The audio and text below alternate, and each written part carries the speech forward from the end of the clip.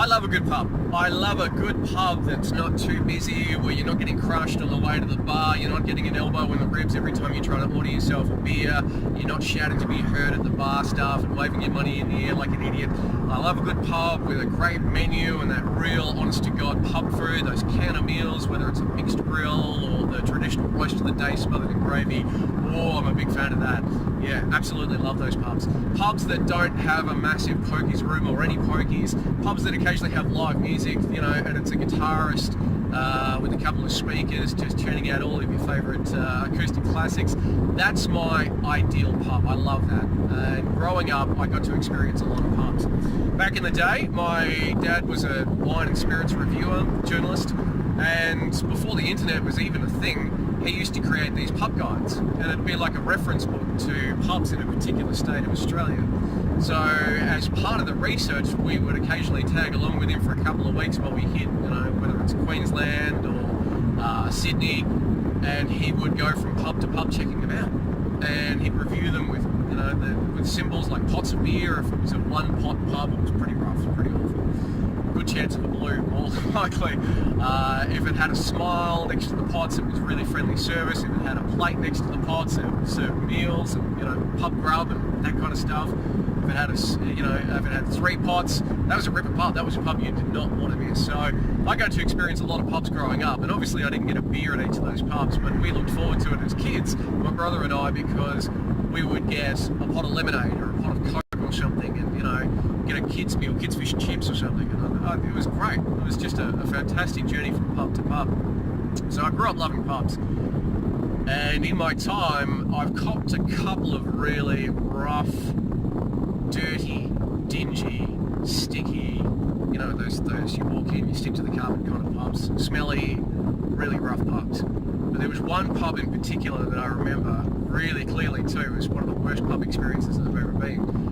Like, the place itself wasn't bad, looking at it. Like, outside it was okay, inside it was fairly clean, funky decor, you know, staff were nice, all was good.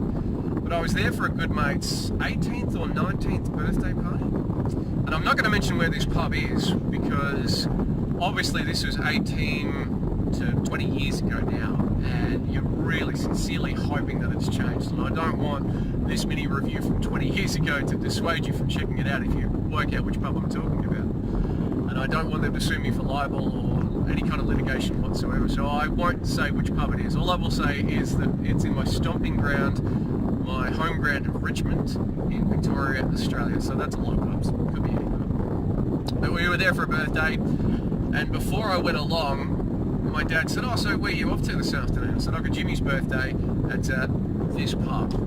And he looked at me, he said, "That pub?" And I said, "Yeah, what's wrong with that pub?" And he said, "Oh, nothing's wrong with it, but, you know, every time you order a beer, you get a needle with it." He'd heard some bad things, and he'd reviewed this pub, and it didn't come up with a good review. I thought, oh, this is going to be a great afternoon. Okay, let's do it. And so I turned up. First thing first, wished the birthday boy a very happy birthday. Caught up with a few mates of mine. It was great to see some familiar faces. Hadn't been to school for, you know, a year at that stage. I was doing TAFE at the time, I think, studying radio. Maybe it was uni, I can't remember which one it was. And so it was a good catch up. And after, you know, the first 20 minutes of just sitting there, just swapping war stories, I thought, wow, I've been at this pub for 20 minutes, I haven't even had a drink yet, I better get myself a drink. And back then, my drink of choice was bourbon and Coke. It was just one of those things that, from my teenage days, that it was the go-to drink. And I was like, yeah, it's the kind of afternoon where let's just get into the heavy stuff already and go for a bourbon Coke. I got to the counter at the bar. A lovely girl behind the counter said, "Oh, so what would you like?" And I said, "Oh, bourbon and Coke, please." And she just stopped and she looked at me and she said, "I'm so sorry, but we don't actually serve bourbon." I said, "You don't serve bourbon, but you're a pub. This is probably the first pub I've ever been to that doesn't serve bourbon." And she said, "Yeah, look, I'm sorry, no offence to you, but we've found in our time with this establishment that bourbon drinkers are the ones that start fights. So we've taken bourbon off the menu." I went, wow, the bourbon drinkers are the ones that start fights. I thought it was the rum drinkers that got into the most blues, and I'm sure there's probably some pubs far north Queensland that would agree with me that anyone filled up on Bondi rum is more likely to start a blue, but I couldn't believe this. I said, so no bourbon at all? And she said, no, we took it off the menu, we don't serve it anymore, it's a manager's decision, no bourbon, don't want to start any fights.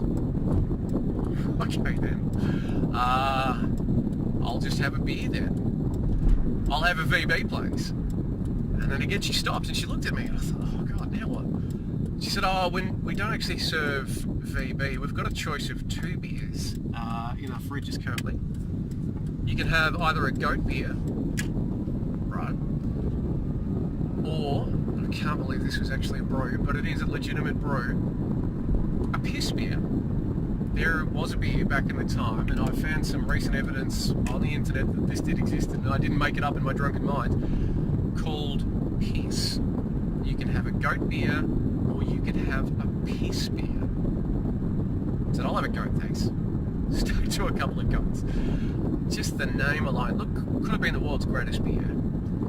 But I was not going to sit there and go to my friends, oh, what are you drinking, Al? Oh, I'm drinking a couple of rounds of piss. Amazing. So I think for the rest of the afternoon, after my first beer, my first goat beer, I didn't rate it that highly, and I thought, you know what, I'm just going to stick to vodka. Vodka and orange. Vodka, lime and soda. Let's just drink vodka. So it was vodka all afternoon. And thankfully at that time I didn't have a car and I only lived a couple of k's down the road. So if I got blind drunk, I could just roll down the road and there'd be no problem. So vodka was the choice to drink that afternoon. So the party was good. It was a great opportunity to catch up with some good mates I haven't seen since school days and, you know, how you doing? What are you doing? Jimmy had a great time.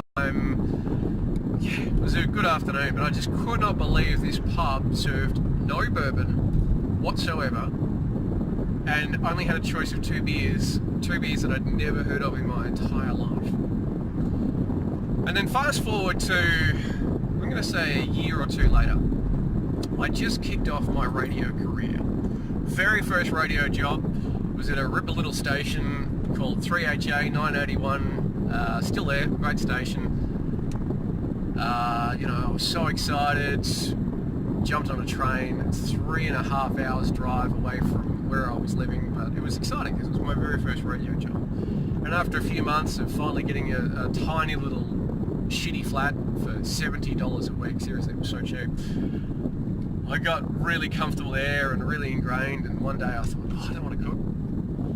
I want to go to the one and only pizza joint in town, because it's a small town, 10,000, a few pubs, 1 club, and 1 pizza joint. It was a really good pizza joint, see. And while I sat there and waiting for them to cook up my pizza, I thought, you know what I'm really hanging out for? I'd love a beer to go with this pizza. And I looked over the fridge and I could not believe it, because they're filling up an entire shelf.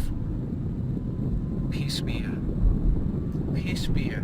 3.5 hours down the road, and the only place I had ever seen piss beer served other than this terrible, terrible pub, and I couldn't believe it. I didn't actually buy a piss beer, and that wasn't going to convince me. Just because I'd seen it again didn't make me want to go, I didn't get to try piss the first time, I wonder what a piss is like this time. I left it in the fridge. I thought, no, I don't want to try piss beer. I just found it hilarious that there was a sales rep somewhere that had convinced this pizza place, or maybe it was really dirt cheap, please take this massive amount of piss beer because, you know, we can't seem to sell it. Unbelievable. So what's the worst pub you've ever been to? Let me know in the comments. Love to know. It could be a pub that served no beer. Could be a pub that served nothing but bourbon, and fights broke out all the time. Let me know in the comments, and don't forget to, I'd love you to like and subscribe to this, and it won't be too long before my next one comes along.